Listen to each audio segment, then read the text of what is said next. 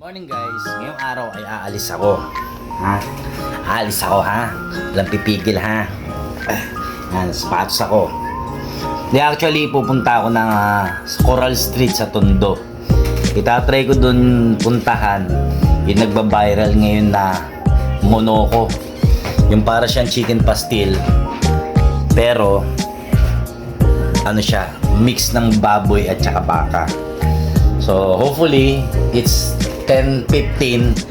Hopefully, may abutan ako kasi madalas daw maubos agad. So, ayun lang guys. Panoorin nyo na lang yung mga next video. At ito na nga, ako ipabiyahe na sa aking pupuntahan sa may Coral Street sa Tondo. Stop muna at kindat-kindat.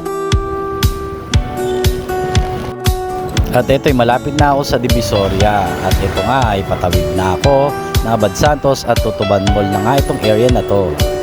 Wow, ang luwag, walang traffic. At ito na ang Juan Luna.